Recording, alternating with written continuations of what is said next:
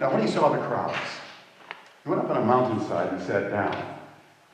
His disciples came to him and he began to teach them, saying, "Blessed are the poor in spirit, for theirs is the kingdom of heaven. Blessed are those who mourn, for they will be comforted. Blessed are the meek, for they will inherit the earth. Blessed are those who hunger and thirst for righteousness, for they will be filled. Blessed are the merciful, for they will be shown mercy. Blessed are the pure in heart, for they will see God. Blessed are the peacemakers, for they will be called sons of God. Blessed are those who are persecuted because of righteousness, for theirs is the kingdom of heaven. Blessed are you when people insult you, persecute you, and falsely say all kinds of evil against you because of me. Rejoice and be glad, because great is your reward in heaven. For in the same way, they persecuted the prophets who were before you. You are the salt of the earth. But if the salt loses its saltiness, how can it be made salty again? It is no longer good for anything except to be thrown out and trampled by men. You are the light of the world. A city on the hill cannot be hidden. Neither do people light a lamp and put it under a bowl. Instead, they put it on its stand, and it gives light to everyone in the house. In the same way, let your light shine before men, that they may see your good deeds and praise your Father in heaven. Do not think that I've come to abolish the law of the prophets. I've not come to abolish them, but to fulfill them. I tell you the truth, until heaven and earth disappear, not the smallest letter, not the least stroke of a pen, will by any means disappear from the law until everything is accomplished. Anyone who breaks one of the least of these commandments and teaches others to do the same will be called least in the kingdom of heaven. But whoever practices and teaches these commands will be called great in the kingdom of heaven. For I tell you that unless your righteousness surpasses that of the Pharisees and the teachers of the law, you will certainly not enter the kingdom of heaven.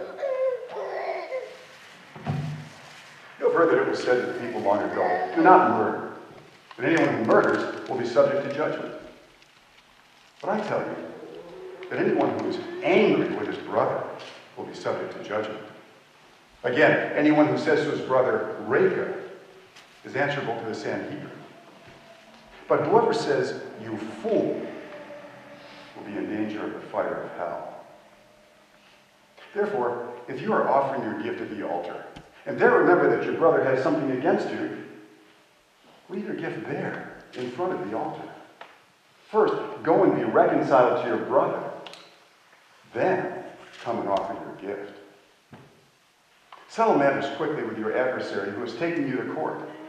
Do it while you are still with him on the way, or he may hand you over to the judge, and the judge may hand you over to the officer, and you may be thrown into prison. I tell you the truth, you will not get out until you have paid the last penny. You have heard that it was said, "Do not commit adultery." But I tell you that anyone who looks at a woman lustfully has already committed adultery with her in his heart. If your right eye causes you to sin, gouge it out and throw it away.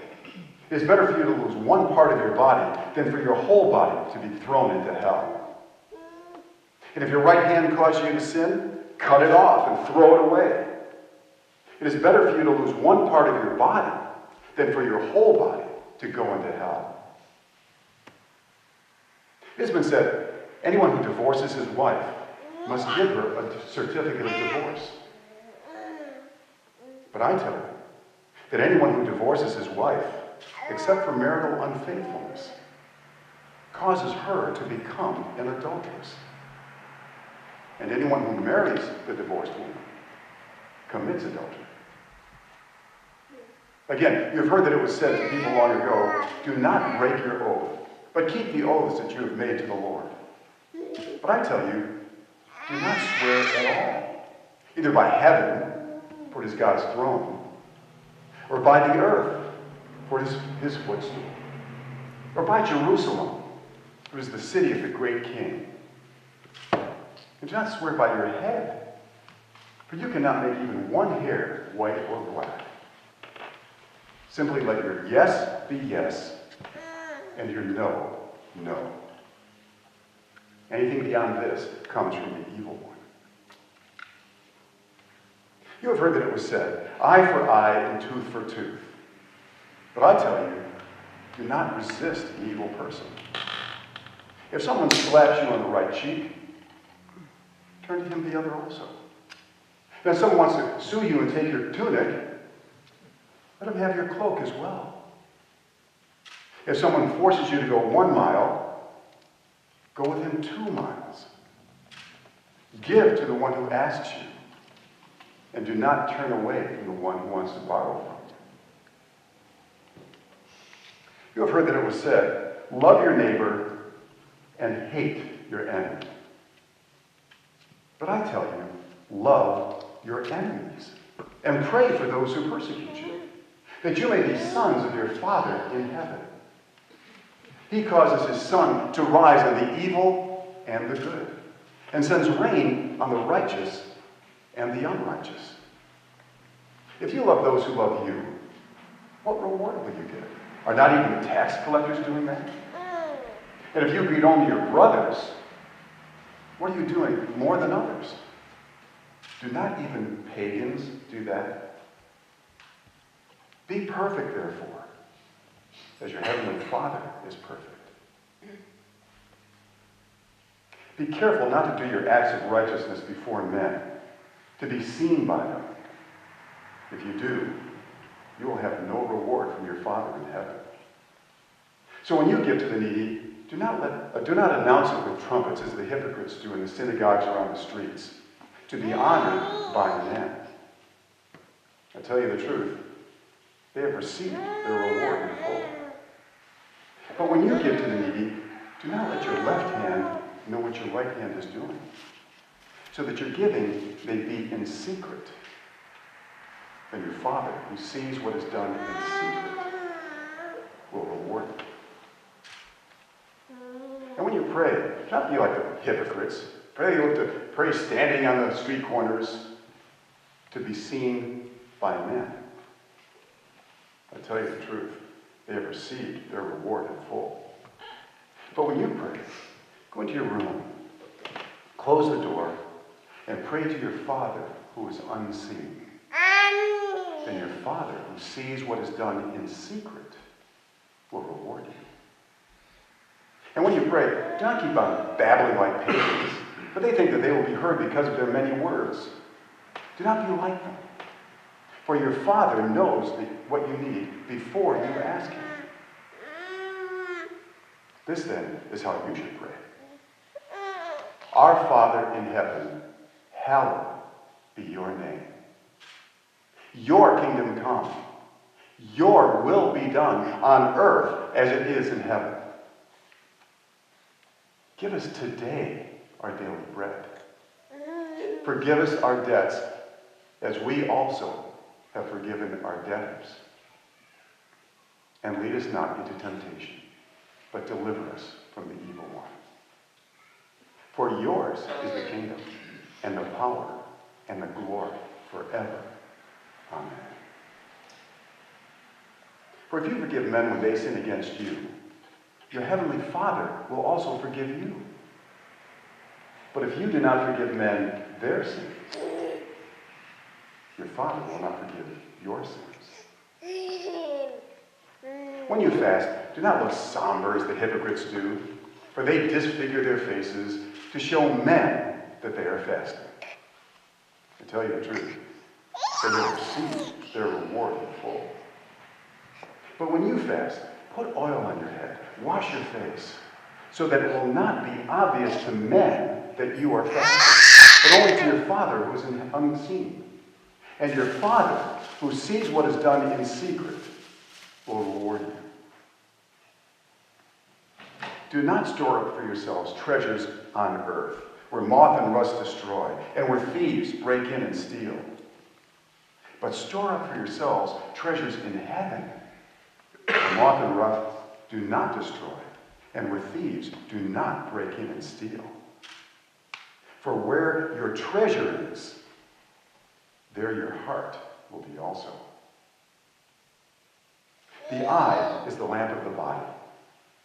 If your eyes are good, your whole body will be full of light. But if your eyes are bad, your whole body will be full of darkness.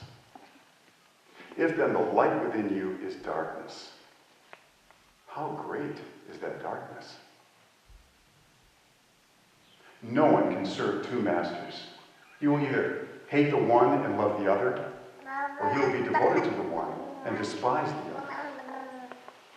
You cannot serve both God and money. Therefore, I tell you, do not worry about your life, what you will eat or what you will drink, or about your body, what you will wear. Is not life more important than food, and the body more important than clothes?